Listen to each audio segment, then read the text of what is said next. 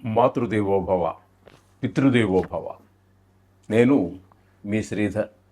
9295909819 ఇది నా నెంబర్ అండి.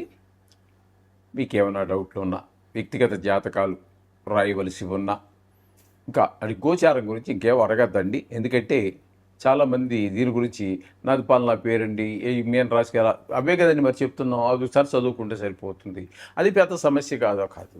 మీ ఊరిలో దగ్గరలో ఉన్నటువంటి గుడి పూజారి గారిని అడిగినా, ఏ పురోహితుడిని అడిగినా, పురోహితులు అక్కర్లేదండి దీనికి. చాలామంది బయట వాళ్ళకి కూడా, అనేక పనులు చేసుకునే వారికి కూడా ఈ రాశి మీద ఫలితాలు, రాశి ఏ రాశికి చెందుతుంది అనేది చాలామందికి తెలుసు. అందుచేత దానికోసం ప్రత్యేకించి ఫోన్ చేసి దయచేసి మమ్మల్ని ఇబ్బంది పెట్టకండి. మీ వ్యక్తిగత జాతకం తెలిస్తే మీకు సమస్య ఏంటనేది బయటకు వస్తుంది. దాని గురించి అయితే మాట్లాడండి, నేను మీకు సిద్ధంగా ఉంటాను రెడీగా. అంటే కొన్ని సందర్భాల్లో ఫోన్ ఎత్తకపోయినప్పటికీ, నేను ఏదైనా పనిలో ఉండి ఎత్తకపోయినా, ఏదైనా కొన్ని కారణాల వల్ల ఎత్తకపోయినా, చూసిన తర్వాత అయినా మీ ప్రశ్నకి నేను సమాధానం చెప్పగలవాడను అయ్యా.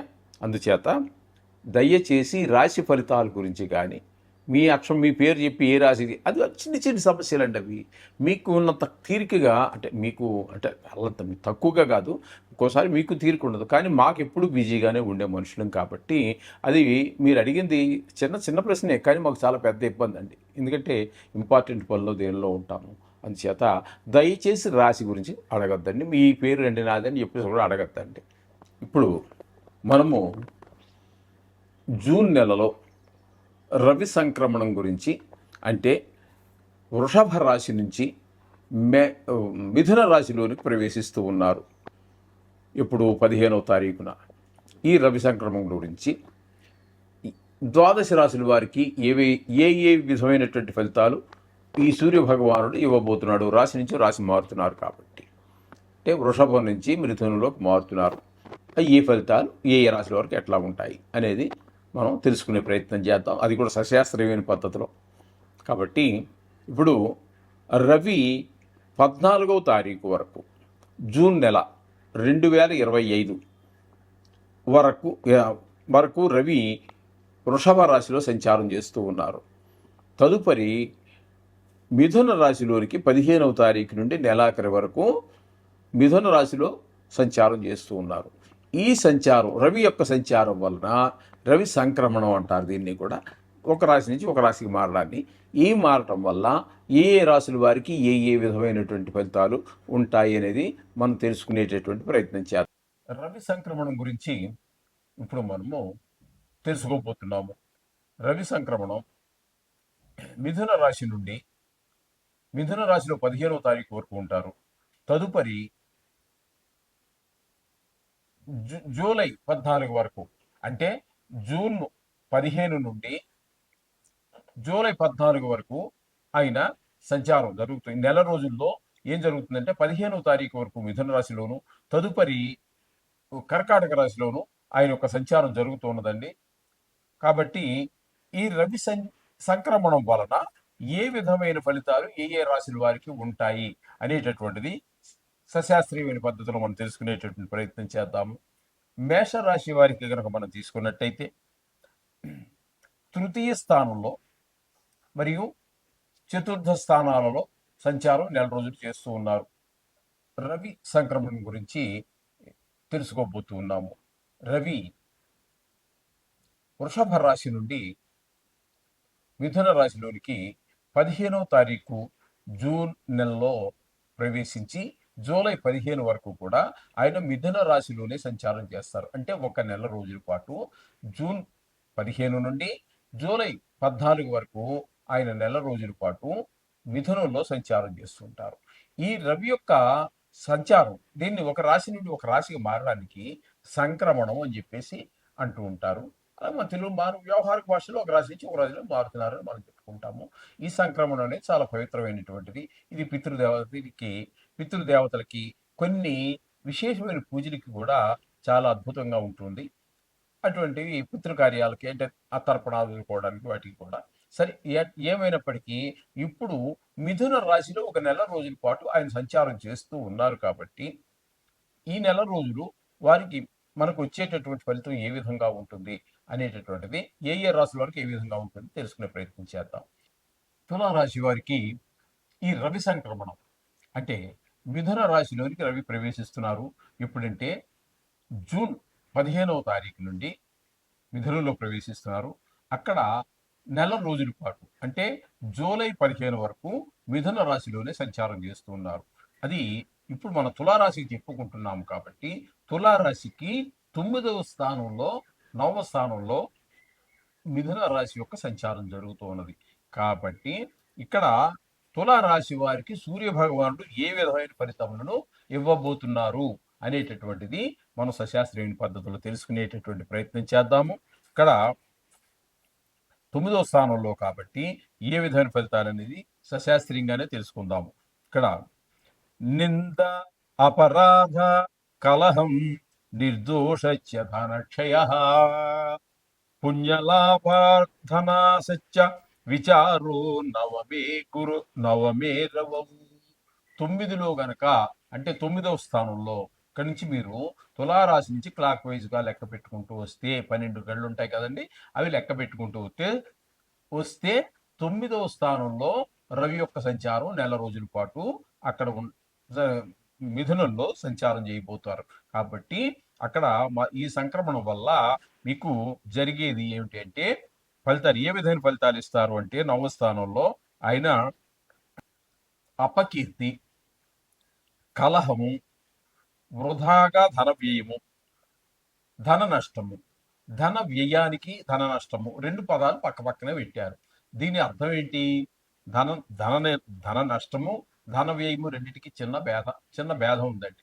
ధన నష్టము అంటే మీ జేబు ఎవరో కొట్టేయటం, లేకపోతే మిమ్మల్ని నమ్మబలికి తీసుకెళ్తాడు, తర్వాత ఇవ్వకపోవటం, ఇది ధన నష్టం. లేకపోతే జేబులోంచి పర్స్ ఎవరో కొట్టేశాడు, ఇది ధన నష్టం. ఇక ధన వ్యయం, అక్కర్లేని ఖర్చు మీరే చేసుకున్నారు. ఇది అక్కర్లేని సరుకు కొన్నారు. ఆ విధంగా ధనం వ్యయం చేయటం వేరు, నష్టం జరగటం వేరు. ఆ విధంగా ధన నష్టము ధన లాభం అని చెప్పి 2 పక్క పక్కనే పెట్టడం జరిగింది. ఆ విధంగా అన్ని పోవటం ద్వారా మనోవిచారం కూడా కలుగుతుంది 9వ స్థానంలో మనకి ఈ ఈ రవి యొక్క సంచారం వల్ల. కాబట్టి తులారాశి వారికి ఈ విధమైన ఫలితాలన్నీ చెప్పబడ్డాయి. అంచేత ఇక్కడ మనం ఏవైతే చెప్పుకున్నామో మనకి శుభప్రదంగా లేనటువంటివి, మనకి అశుభప్రదంగా ఉండేటటువంటివి ఏవైతే చెప్పుకున్నామో ధన వ్యయం, ధన నష్టం, ఈ విషయాల్లో మనం జాగ్రత్త పడాలి. అలాగే అపకీర్తి, కొంచెం జాగ్రత్తగా అందరితో మెసులుకోవటం, కలహం, అందరితోటి కొంచెం రూటుగా మాట్లాడకుండా, అదే కొంచెం మరీ కఠినంగా మాట్లాడకుండా సున్నితంగా మాట్లాడడం, ఇట్లాంటివి చేస్తూ ఈ నవగ్రహాలకు సంబంధించినటువంటి శ్లోకాలు చదువుకోవడం ద్వారా ఇంకా ఎక్కువగా మీకు అనిపిస్తే ఒక కేజీ పావు గోధుమలు కానీ, గోధుమ పిండి కానీ, గోధుమలే చెప్పారు, గోధుమలు మళ్ళీ ఆయన ఆడించుకోవాల్సి ఉంటుంది. కాబట్టి లేదు, గోధుమ ఆడించి పిండి ఇచ్చినప్పటికీ పెద్ద దోషం కాదు, అది రంగు మారదు. మీకు గోధుమ పిండికి గోధుమలకి మీకు పెద్ద వ్యత్యాసం లేదండి. అదే కొంతమంది నేను చూస్తున్నాను, నా అనుభవంలో నేను చూస్తున్నటువంటి విషయాలే చెప్తున్నానండి, చూడనటువంటివి కల్పితాలు ఏమి ఉండవు. అది కూడా కందులకు బదులుగా కందిపప్పు ఇప్పిస్తున్నారు. కుజుడికి దోషం ఉన్నట్టయితే కందులే ఇవ్వాలి, కందిపప్పు కాదు. కానీ ఇక్కడ మనం లౌకికంగా ఆలోచించాల్సి ఉంటుంది. కందులు ఇస్తే ఈ కేజీ పట్టుకెళ్ళి ఎక్కడ ఆడించుకుంటాడు? ఇదివరకు ఇంట్లో తిరగళ్ళు ఉన్నాయా పప్పు ఆడుకోవటానికి? లేదు. అంచేత ఆ బ్రాహ్మణుడు తీసుకెళ్ళి ఆవుకోబెట్టడమో లేకపోతే ఎవరికో మళ్ళీ ఏదో రీసైక్లింగ్ అన్ని చేస్తాడు మొత్తం మీద, కానీ తినేది లేదు. అతను తింటేనే మీ దోషం పోతుంది. కాబట్టి ఒక కేజీ పావు కందిపప్పు తీసుకోండి, ఒక 10 రూపాయలకి కందులు కూడా తీసుకోండి. ఆ కందులు కూడా మూట కట్టి ఆ పప్పులో కలిసిపోకూడదు. మళ్ళీ అది గంట పని. మీరు 10 రూపాయల కందులు తీసుకొని కేజీ పావు కందిపప్పులో కలిపేస్తే అది ఏరుకోవాలంటే గంటం పావు పని. అలా వండుకుంటే అది తినేటప్పుడు డిస్టర్బెన్స్, అసౌకర్యంగా ఉంటుంది. కాబట్టి అలా తినం. కాబట్టి కందిపప్పు కొన్ని పప్పులకు తోలు పలచగా ఉంటుంది కాబట్టి వాటిని అట్లా తినచ్చు. కానీ కందుల్ని మాత్రం కందిపప్పులాగా తినలేము.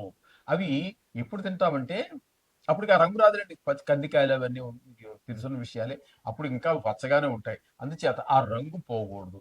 ఆ రంగు పగడము రంగులో ఉంటాయి కందులు.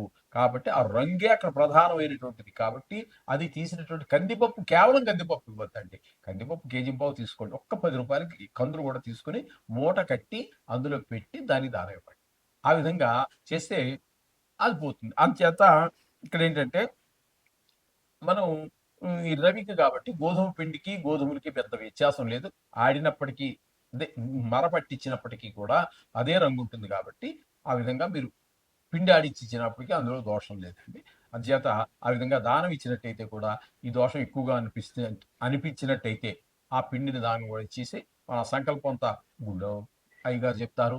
మన పురోహితులు పండితులు చాలా మంది ఉన్నారు. ఆ సంకల్పం చెప్తారు.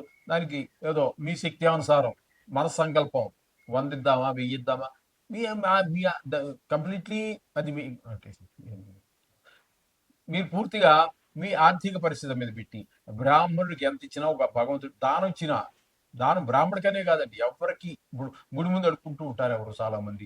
అడుక్కునే వాడికి ఇచ్చే దానం కూడా ఆయన ఏదో అడుక్కుంటున్నాడు నేను ఇస్తున్నానని మాత్రం భావన ఉండకూడదండి. దరిద్ర నారాయణుడు ఆయన చెప్పేసి భావించి మీరు చెప్పులు కూడా మీ కాలికున్న చెప్పులు విడిచి ఆ బిచ్చగాడికి డబ్బులు ఇవ్వండి, బట్టలు ఇవ్వండి. అనేక రకాలు దానాలు చేసేవాళ్ళు ఉంటారు. ఎవరు చేసినా షూ వేసుకుని మరొకటి మాత్రం అలాంటి పనులు చేయకండి. దాని ద్వారా మనకి ఏ విధమైన ఫలితము రాదు. చెప్పులు విప్పి అతన్ని అవతల వాడిని ఒక విష్ణు స్వరూపంగా దరిద్ర నారాయణుడు అని చెప్పేసి వంద పెద్ద కథలండి. ఆ విధంగా భావించుకుని ఒక విష్ణుమూర్తికి ఇస్తున్నాననే భావంతో ఇవ్వండి. అలాగే బ్రాహ్మడికి ఇచ్చినా కూడా అడుక్కునే వాడికి ఇచ్చినప్పుడు బ్రాహ్మడికి ఇవ్వడానికి ఏముందండి. అదే వృత్తిలో ఉన్నవాడు మరీ చక్కగా పొద్దుటే స్నాన సంధ్యాదులు అన్నీ చేసుకుంటూ ఉంటాడు. దగ్గరగా భగవంతుడి తర్వాత నెక్స్ట్ స్టెప్ మనకి ఆ ఆ బ్రాహ్మణుడే మన భగవంతుడిగా మనం భావించుకుని అన్ని చేస్తున్నాం. మన కాళ్ళకు కూడా మొక్కుతాం, మీకు తెలిసిన విషయమే. అందుచేత ఎంతో మీ మనస్సంకల్పం మీకు 10 కోట్ల ఆస్తి ఉంది, రూ. 2 బిళ్ళ పెడతాను, రూ. 11 పెడతాను అంటే అర్థం లేదు. మీ శక్తి అనుసారంగా మనస్సంకల్పం పెట్టి చక్కగా ఇవ్వండి. ఓ పంచి పెట్టండి, ఏమైనా పెట్టండి. ఒక ఎర్రటి వస్త్రం, ఎర్ర పంచి ఒకటి ఇవ్వండి దాంతో పాటుగా.